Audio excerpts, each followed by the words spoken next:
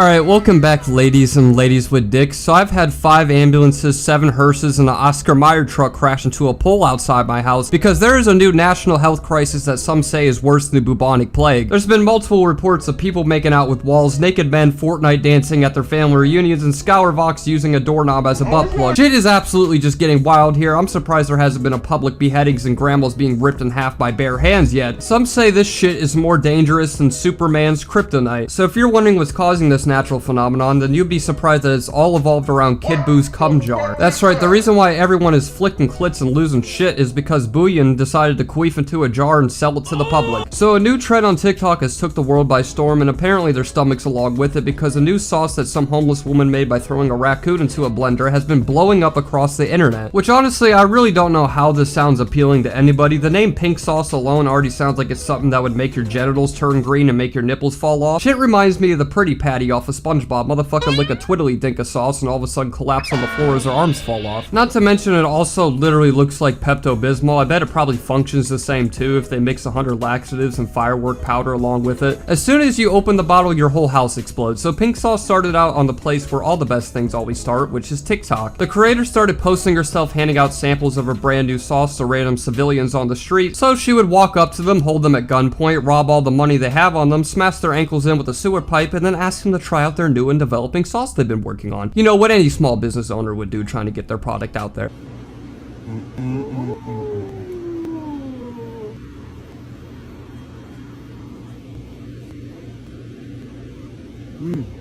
Do you like it? Please help me. Mudahar, the fuck you doing there? Which strangely enough, everyone said this is the best sauce they ever tasted. So good, in fact, they almost threw it up just to taste it again. It's like sweet mayo. Why is this color like this? You can almost see the tears they were holding back, definitely not because their own liver is currently failing as soon as the sauce entered their body, but it's actually due to the savory taste and beautiful richness the sauce had to offer. They walked away from that review like they just swallowed a sheet of acid. Their lives and how they viewed it forever changed. It doesn't matter anymore. They've been enlightened with the think of the pink and now have to carry a stomach pump every time they go to a restaurant on a family dinner weekend. And just like incest, pink sauce is fun for the whole family. She even traumatized a few children by getting them to give their little Yelp for help review on the foreign substance. Okay, and is that your honest reaction?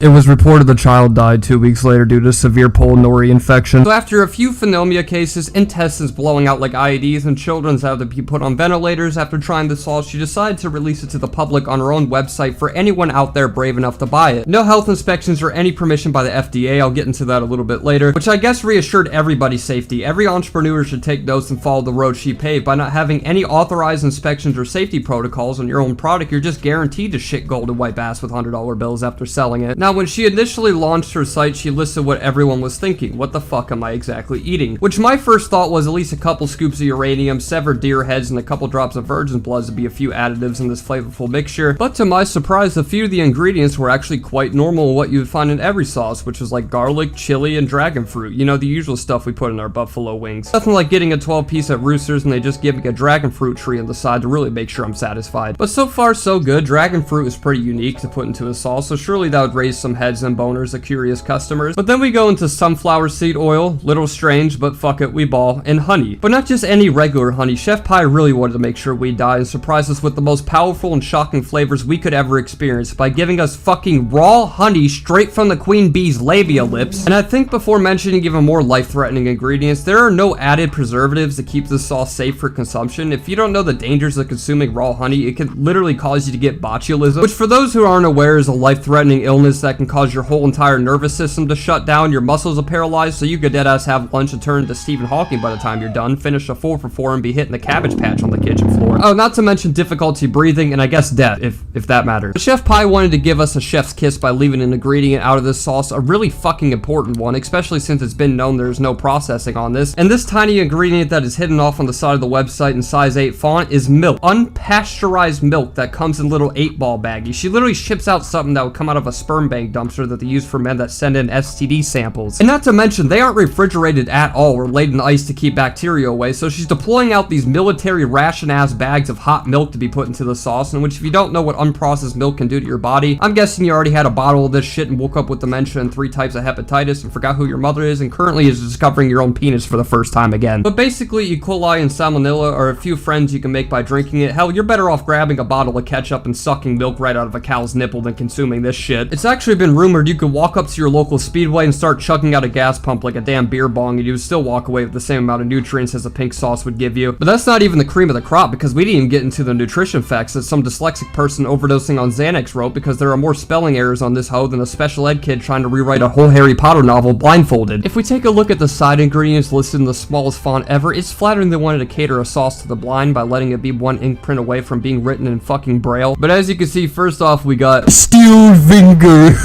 yay! Which honestly sounds more like a racial slur than a food ingredient, but one little typo sure can't ruin the entire sauce. Everyone makes a little oopsie doop, so we could let it slide. See how much personality she's kicking by taking a look at the serving size they have. 444 servings per bottle.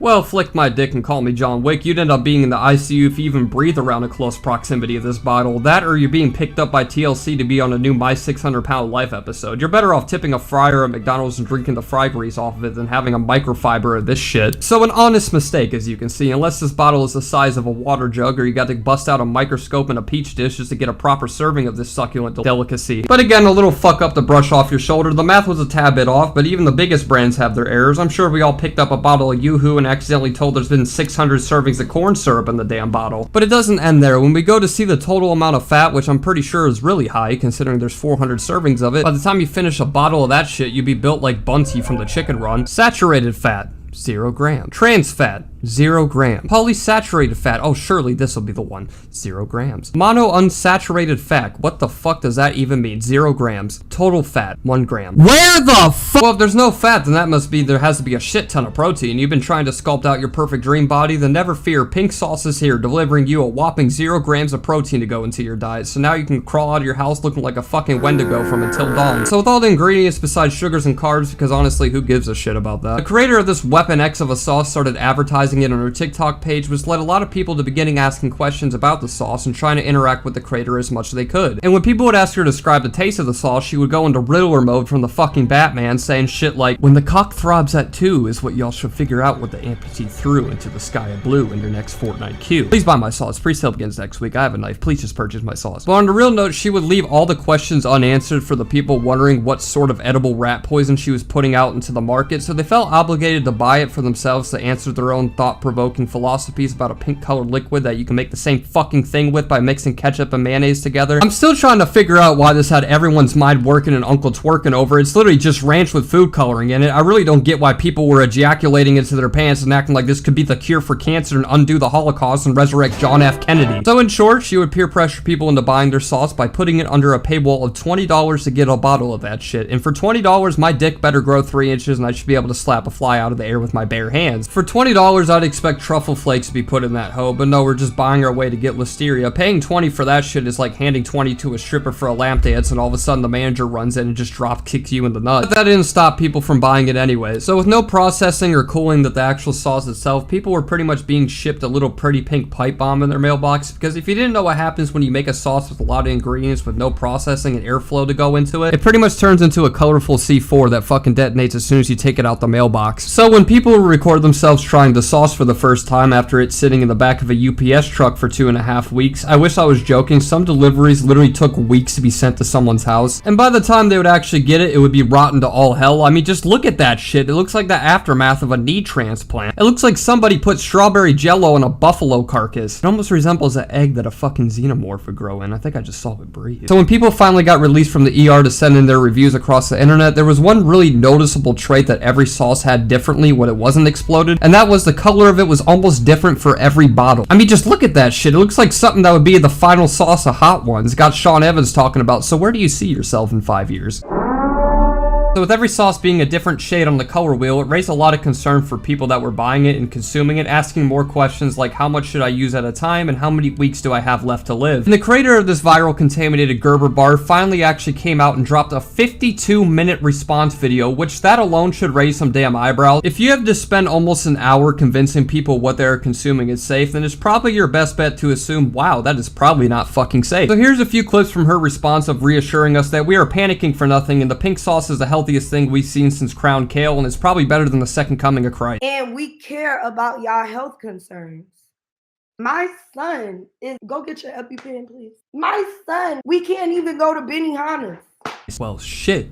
It's all coming together now. If we can't go to Benihana's, then where the hell could we go? The math is all adding up here. The reason to why we might die to food poisoning is because this woman can't go to a Japanese steakhouse because of her son that has to carry an EpiPen for, wait, what exactly? I can't even go to Benihana's without my son having a panic attack or something. A panic attack? Jesus Lord, I don't know if we can take it anymore. Shut down the schools, block off the bridges. No one could ever step foot in a Benihana's again because a random woman's son carries around an EpiPen like a heroin needle everywhere because he gets nervous around the chefs and blushes. I mean, what fucking correlation does an EpiPen and panic attacks have with each other? You don't go to the mall and see a bad bitch walking into Prada and just inject an EpiPen in your ass cheek to get the confidence to approach her. Like, it doesn't make any sense. That's like me having a coughing cold, so I swallow a gallon of Narcan to ease the coughing. It just doesn't have any fucking correlation. What do you mean FDA approved? I don't sell medical product. The pink sauce don't contribute to your health. Yeah, trust me, we already fucking know that one. I mean, she drives a hard bargain here. If this doesn't have you sold on buying it, I don't know what will. I ordered a crate full of that pink shit as soon as I heard about this. Now, I'm by no means an edible expert or a food forensic agent, but bitch, the F in FDA literally stands for food, so it's pretty bold to say you don't need their approval to sell their product when that company literally has the word food in their fucking name. Almost everything at a supermarket has an FDA label on it, and if it doesn't, then you're probably buying some random jar of dumpster juice some homeless man plants in the store after pissing in it. Like, it's not some exclusive agency that only spreads out to over-the-counter Xanax. Almost everything you consume has an FDA label on it. It's important to mention it's not a legal requirement to have a label on that, but if you want to actually run a successful business and reach a lot of new customers and not fucking scare them away, it's a nice addition to know that, hey, it's been approved to be safe to eat, so why not at least try it? So I'm guessing you guys can already tell this woman isn't the tallest orphan in the foster home and probably shouldn't be the one to run a national business, but of course she is. And I wouldn't bet it would be too long before she has a brick fly through her window with the lawsuit taped to it. There's no need to worry. Supposedly, as I'm recording this, the FDA actually came to her front doorstep, which I'm saying supposedly because for all we know, it could have been her ex-husband trying to get custody of their son back. She doesn't show any paperwork. She just talks out of her ass for 30 seconds trying to convince us that it's currently being investigated and tested by the FDA to make sure it's safe for consumption. So yeah, that pretty much confirms it. Your parents will get back together if you buy this pink sauce. You have acne, the pink sauce will patch your face right up and also probably cause skin deformities. But that answers all the questions anybody has out there, and it's now the #1 best-selling thing at Walmart. That pretty much wraps the video up here. If there's one thing you can learn from this video, it's please don't buy it, even for a prank, because there's a good chance you can go to jail for a manslaughter charge if you get your friend to eat this shit. If you ever plan on selling something to the public, just at least make sure it's actually safe for people to fucking eat and not have to go through some Silk Road dark web process to get to somebody's house. If you enjoyed this video, make sure to slap a like before your dad slaps you. Subscribe to hit my vibe and follow all my socials, links down below, especially my Instagram. If you do, I'll send you a free bottle of BriZ sauce. If you get herpes, don't blame me. This video is kind of like a filler. I have a really big one coming up next, so I'd really appreciate it if you guys could drop a sub if you haven't. I'm really close to 200,000, and yeah, I'm gonna head out this bitch. I just know this bitch's Bitmoji is insanely accurate.